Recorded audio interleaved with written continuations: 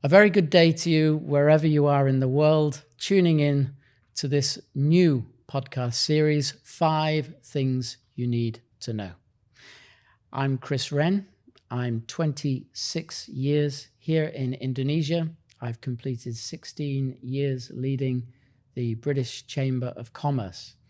In all that time, the focus has been on providing market access support and business development strategies to businesses looking at Indonesia.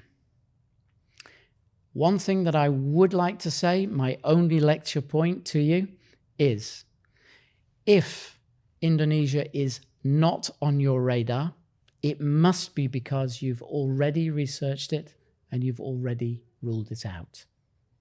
Otherwise, tune in here, gain some great experiences, gain some great tips, and make sure that this 5 things you need to know builds into a compendium of compelling knowledge that helps you develop your strategy for market access to this great, dynamic archipelago, Indonesia.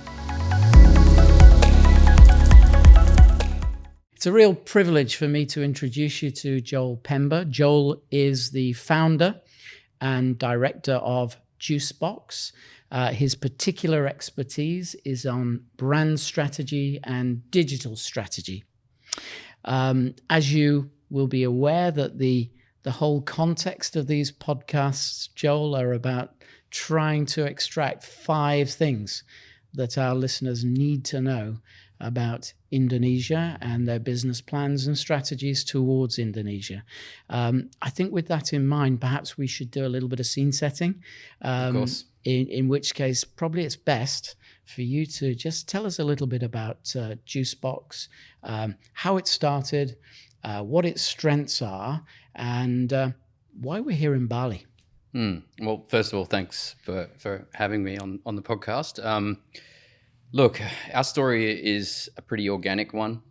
It started nearly 16 years ago in my bedroom, that whole classic bedroom startup story.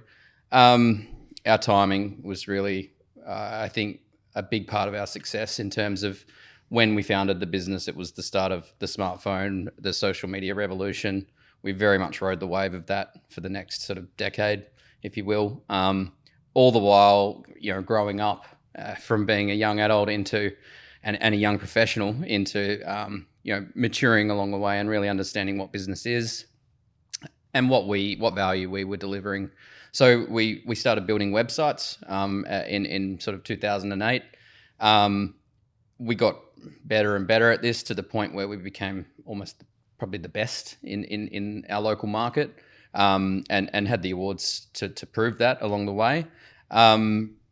Fast forward to today, we are currently the Digital Agency of the Year in Western Australia. And for us, we are building not only website experiences, but quite sophisticated web applications, various SaaS platforms, and these days sort of investing more into Web3 and AI applications as well. So we sort of, an umbrella term for all those things is digital products and experiences. But I think probably the only caveat or additional piece that we need to add to that is that, we're not a development house. This is not just about coding and building great tech. We're brand led. We're experience design led. For us, if it's not actually, delivering on that front, then we're not actually innovating or improving things. So we very much need to understand that brand, really understand the experience design, as well as build with these breakthrough technologies. Joel, you're an Aussie. Yes. I'm a Pommy. Yes. There isn't any rugby on or cricket at the moment that would naturally bring us together for banter. We're brought together by the fact that 2 new directors in your business, Yes. Your merged business now, John on the one hand and Tom on the other hand. John is British. Tom and John together are working with the British Chamber of Commerce as leaders of the different committee hubs.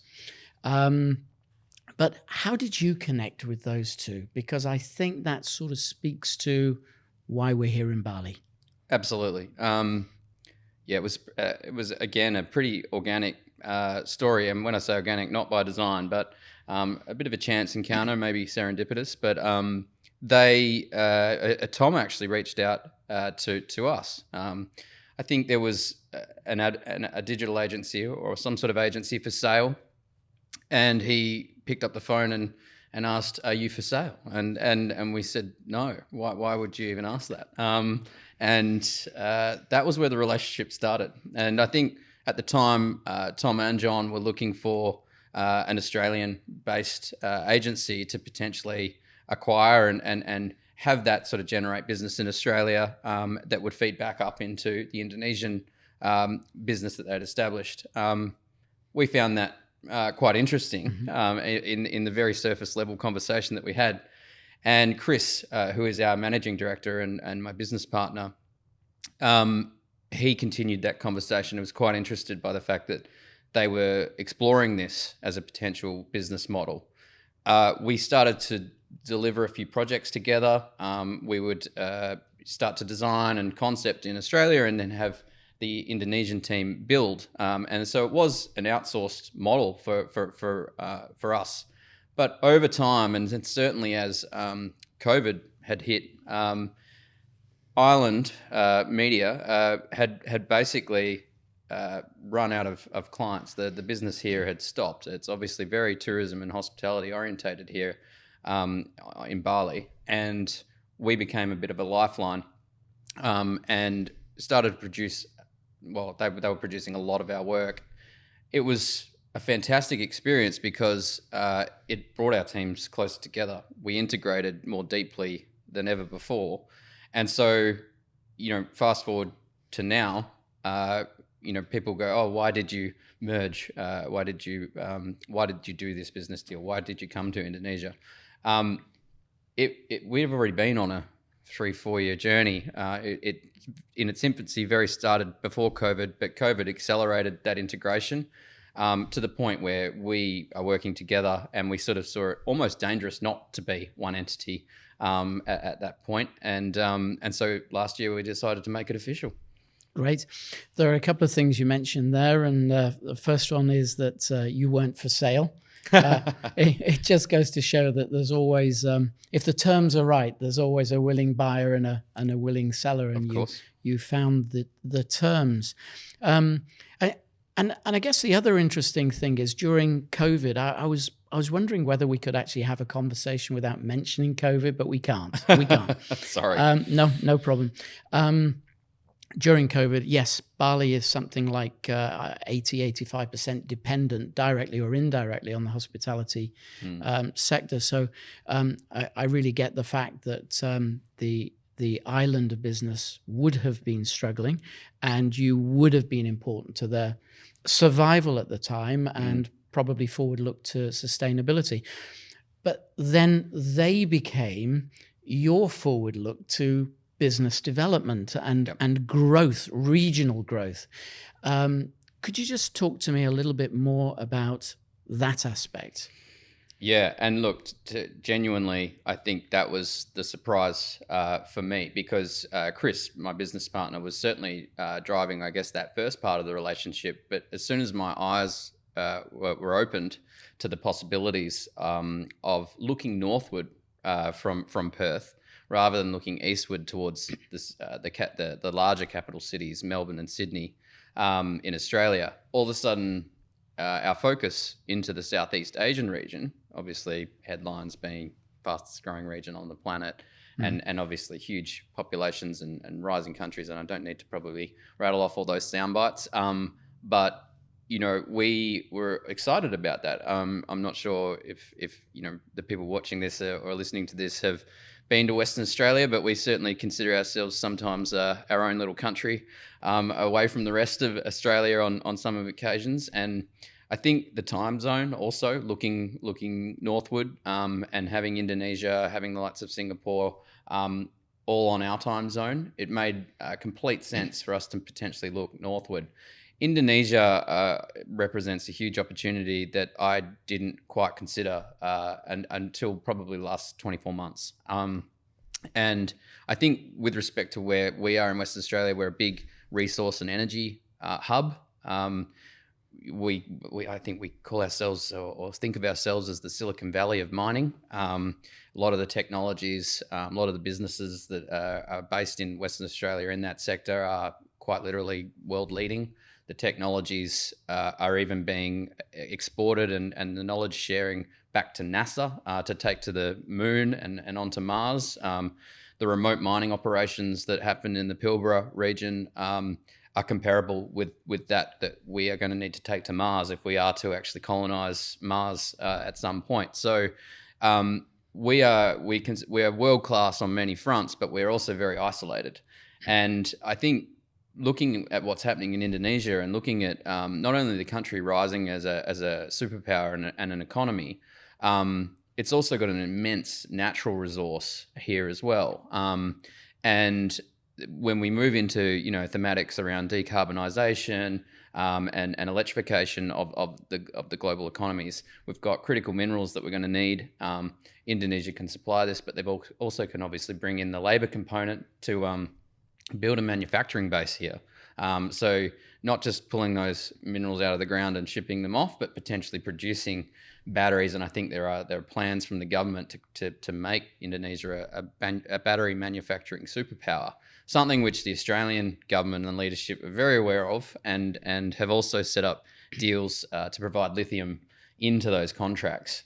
So we were getting all the signals from our government in Australia as well to sort of Western Australia in particular to look northward to Indonesia to potentially see if there were trade opportunities or even cross-border opportunities. And with that, we saw opportunity to, with our merger to bring a lot of the smarts that we've been delivering for a lot of the tier one mining and energy companies back in Western Australia to Indonesia, to get them talking and engaging with audiences and stakeholders and investors about the thematics and the types of things that we've been discussing in Australia for some time. So yeah, huge opportunity on that front. You mentioned Mars. Let's just bring people back down to earth just a little bit. We'll do Mars another time, maybe. Yeah, sure. Probably we're not that experienced in terms of Western Australia and business. We see the impacts and understand the proximity thing, and Bali certainly does in terms of Australian tourists coming here and their dependence on them.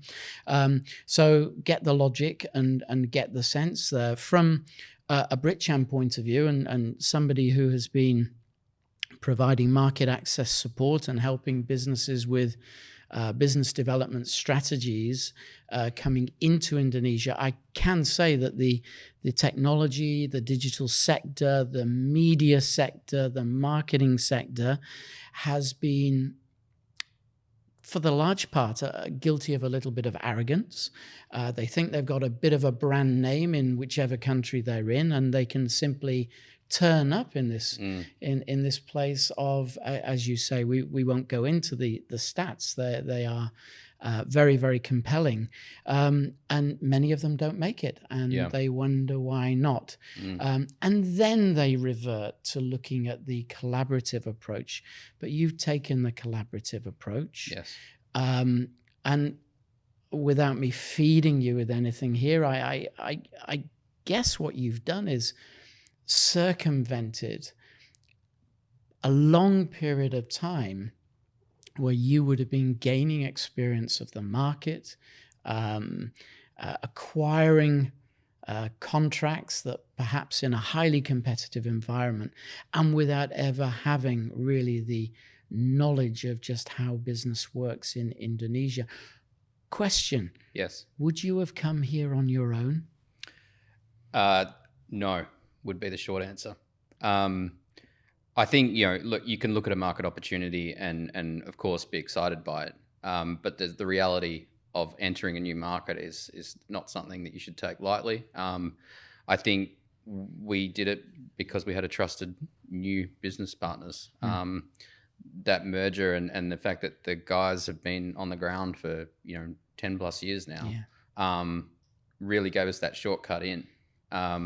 we are currently exploring the idea of a Singapore-based business. Again, do we set up our own shop, or do we merge and acquire something there? But I think coming into this market and really having someone already having navigated the complexities, understanding the cultural nuance, understanding the market and the behaviour and the demand that potentially exists, is something I don't think I would have jumped in as deeply as we have. Sure.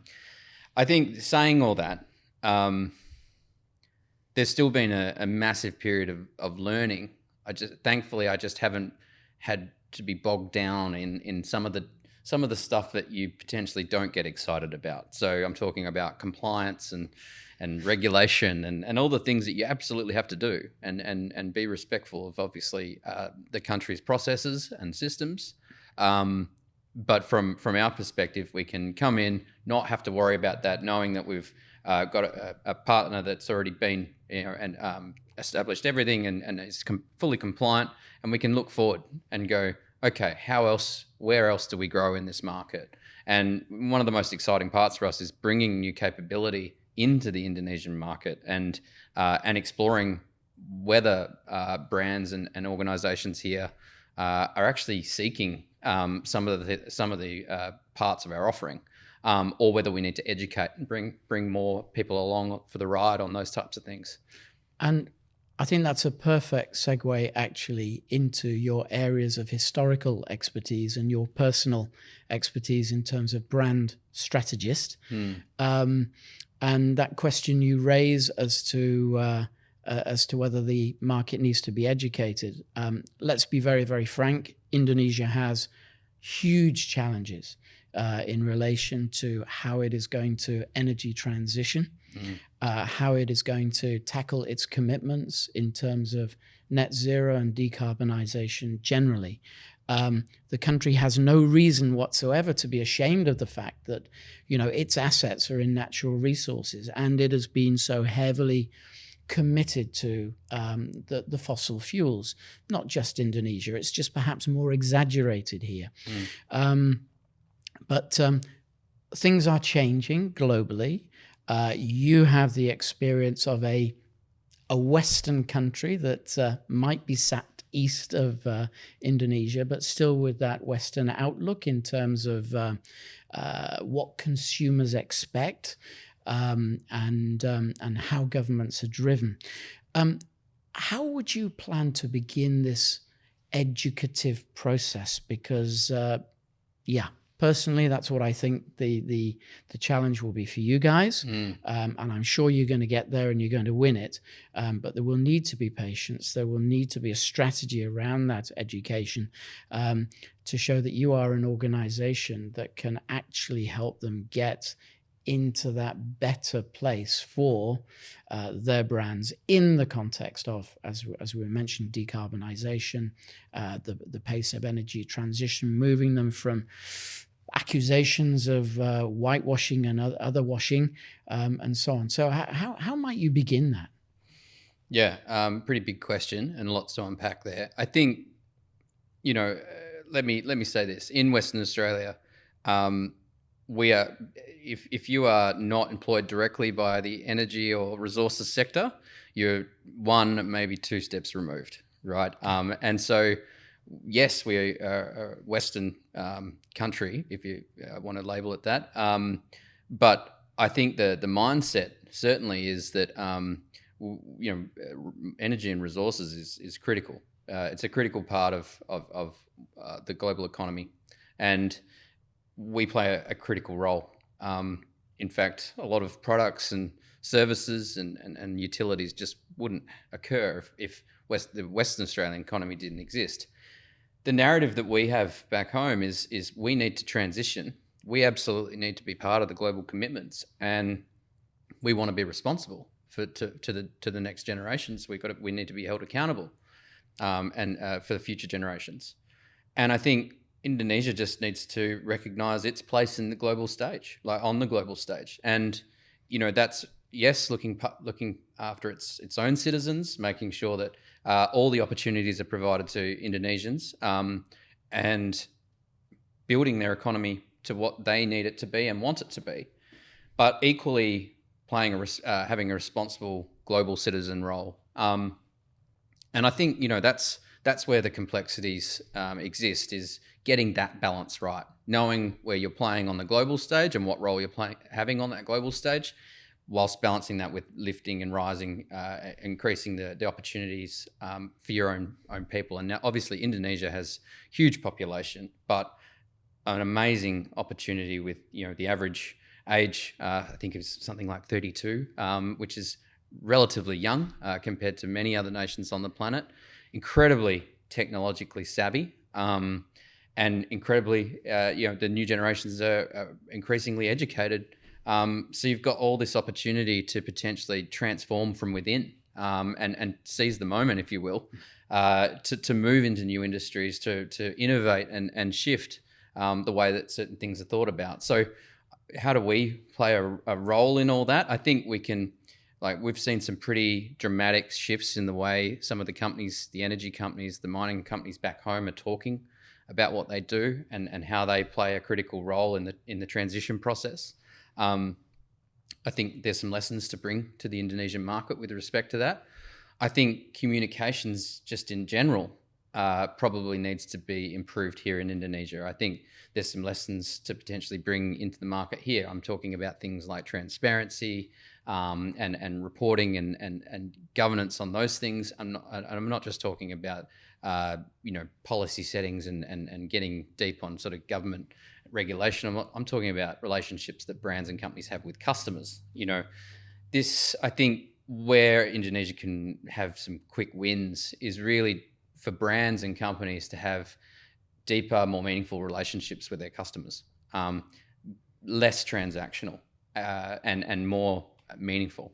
So I look forward to sort of coming in to Jakarta and working with the people that are the custodians of some of the larger businesses and brands, and figuring out who those brands matter to most, what audiences they actually have, what stakeholders they actually have, and figuring out really what that brand needs to say to them in a meaningful way, rather than it just being so surface level. And that's, I guess, an observation that I've had. I think there's a lot of opportunity to potentially come in and almost re-engineer the way that brands connect. So I think you'll be pleased to hear that as somebody that's also been here for quite some time and who engages with government significantly, we do get the sense that Indonesia is accepting that it has a significant global role to play. Yeah. It is the only Southeast Asian nation that is a member of the G20. Mm-hmm. And it does have all of those underlying complexities that it has to work through. And it is going to have to rely significantly on corporates and how corporates are educated by organizations like yourself, for example. And corporates do seem to be waking up to the fact that actually a lot of their own future sustainability and future profitability is going to be responsiveness ultimately to consumer-driven demand and consumer-driven behaviors, yes, which they are observing around the world, not just in extractives, but other commodities, which we don't have time to go into. You mentioned global. You also, now it's my turn, because you mentioned the pandemic, or you mentioned COVID. Of course, every business before COVID had a plan to go digital, to unroll a digital strategy and so on. COVID happened just like that. Mm-hmm. And all of a sudden, just about every business found itself embracing digital something in a way that it hadn't done before. So digital has become a way of life, a way of corporate life. And I guess businesses that fail to recognize that embedded within all of their marketing and growth strategies must be the need to use digital everything as an asset in the best ways they can. Yeah. Have you got one or two tips. I'm thinking more of those companies that are not the large ones. They're perhaps the SMEs. They could even be the startups that don't necessarily have the big budgets to set aside for things that don't appear to be obvious, quick returns on investment. Do you have any tips for them as to how they might incorporate digital as just part of everyday corporate planning and use? I'm going to narrow the focus in on a particular subset. I think startups are their own thing. I think you'd struggle to find many startups that aren't digital first these days. Sure. But let's look at maybe scale up SME as a segment. You say obviously every business on the planet was sort of forced to adopt digital technologies through the pandemic, but it was reactionary. It was a reactive step. And look, maturity obviously was fast tracked. Something like 5 years, I think McKinsey quoted, within 3 to 6 months, which is incredible pace. But it was reactive, and it wasn't by design, and it wasn't a considered investment and strategic approach. It was, we need to react, and we're going to fast track this. And I think the culture of teams, of organizations wasn't quite ready for it. Forced into it, behaviors were forced, rather than it being somewhere that everyone wanted to go. And that's the big difference. So I think in terms of digital transformation these days, and I think there's a stat that if 97% of C-suite around the world say that their digital transformation efforts are just allowing them to keep pace, it's not actually allowing them to innovate in terms of growth or customer experience, right? So you can have all the digital transformation, if you want to label it that you like. It's really just business transformation for modern business, where you're looking for productivity gains, you're looking for operational efficiency. But really, I think where brands and organizations are failing to consider digital transformation is in the customer experience piece. How does your organization connect with its people in better, new, different ways than it has before in the past? We've got all these amazing technologies. It's seeming to me that everyone just seems to build the status quo and continue to operate in the status quo when it comes to channels that are already sort of well trodden.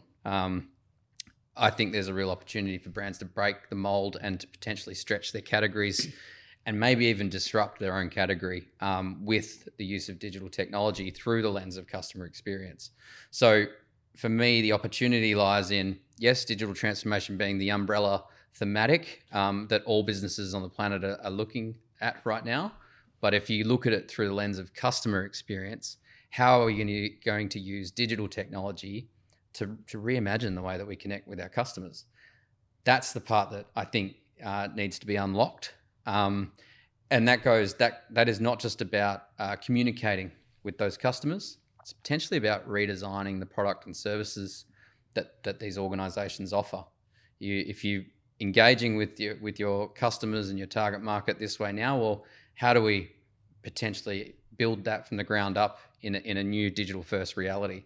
And I think the businesses that are brave enough to sort of really rethink almost their core offering and come back to the way that they maybe connect with their market are the ones that are going to win tomorrow. Okay, great. I know we're short of time and you're needing to head to the airport very, very shortly. So I'd sort of like to bring things to a little bit of a wrap. You've talked to us about really the one way of de-risking or managing risk in terms of market access is to take the collaborative approach. Yep. You wouldn't just advise it, you've done it yourself. You've talked about the need probably in terms of the challenge of energy transition, decarbonization, heading to net zero. First of all, it's global, but it also needs to get on board governments, companies as well, and to be listening very, very carefully to end users and how they feel about the way the world is going forward. We've talked about digital now being part of an experience. It's part of business. It's not something out there separate all on its own. But again, embedded into everything that we do. And of course, you fully appreciate the scale of Indonesia itself, and can appreciate why businesses are looking at Indonesia and are wanting to have a go at Indonesia. And you've mentioned some of the ways of managing those risks. But another way, of course, is to actually embrace the ecosystems that are available in countries that are well established. In terms of your directors now of this merged entity, Juicebox and Island, in particular, I'm thinking obviously about the Tom and John who brought us together here for this. In terms of them and what you have seen, what would you suggest to businesses on the outside of ways that they can once again supplement all the other obvious areas of guidance, consultancy, and so on? Yeah, look, I think wherever a business operates, it needs to be part of a community, part of a network. I think when you are part of a network of sorts, and wherever you are in the world, it's about how much you give to that network rather than how much you take. And I think the more you give, seemingly the more comes back. And that can be on a very one-to-one, one-to-one personal relationship. But I think it same goes at an organizational level, right? If you are, and this is, I guess, the approach that we certainly want to take with respect to Indonesia is we're not here for a quick win. We are here to stay, to be invested, to spend the time, to help and support businesses that are looking to grow and to form relationships and help and support people that are trying to come here. And that's why organizations, certainly like BritCham, are critical wherever you're operating, because those relationships, those supports that you provide to others will come right back at you. It's not just the support mechanisms and obviously, making sure that you're not sinking. It's about growth. You grow together. So for us, I don't think I would do. And this goes right back to the start of the business. We've always been involved in groups of this kind because we believe that if you're surrounded by good people, then you're going to be just fine. So, why would we try and change that model coming into a new market? Great. Joel, as I say, I know you've got to go. I feel like every area we've touched on is actually just so important for so many organizations today. So I certainly have no doubt that your merged organization is going to have significant success. You have the eco-structure around you. In country now, you have got that very, very deep experience. And also, as you say, you bring with it some particular experiences that are not unique, but overlap so wonderfully with some of the challenges that are facing businesses in Indonesia. So I have no doubt that with patience, with perseverance, that you will have a very, very successful merged entity. And I'd just like to get your commitment now to come back to BritCham and perhaps do a deeper dive on some of those topics through our hubs when you're next perhaps popping in, but also to reflect, and this is what I'm really interested in, to reflect on how the actualization of this merger and things go forward for you matches or doesn't with how you perceived it might. Expectations. Right, because if there's one thing absolutely for sure about Indonesia, things rarely ever go exactly to plan. Yeah. It's part of the excitement of this particular market. It's the dynamics of this country. Look, I appreciate everything you said just there. I would love to come and engage with BritCham members in any which way. As I said, we are going nowhere. We will be here for a long time, and I would love to sort of share knowledge and not only share but also receive some knowledge from others in the group as well. So you'll definitely see us potentially at some upcoming meetings, and if there are any other formats that you want us to potentially participate in, we'd be more than happy to join. That would be great. Joel, thank you very much. Appreciate it. On this occasion, I offer my sincere thanks to the Bali-based directors of the newly merged Juicebox, John and Tom, both of whom are committee leads for two of our hubs, the SME and the Technology and Digitalization Hub.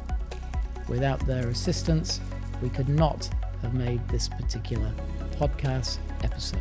So thanks to both of them.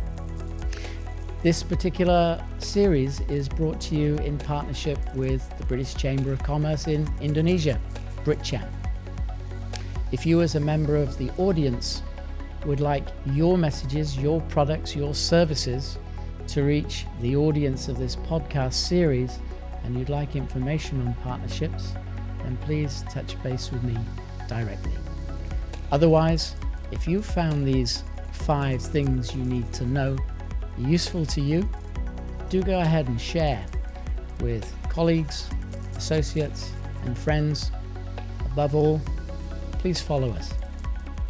Thank you.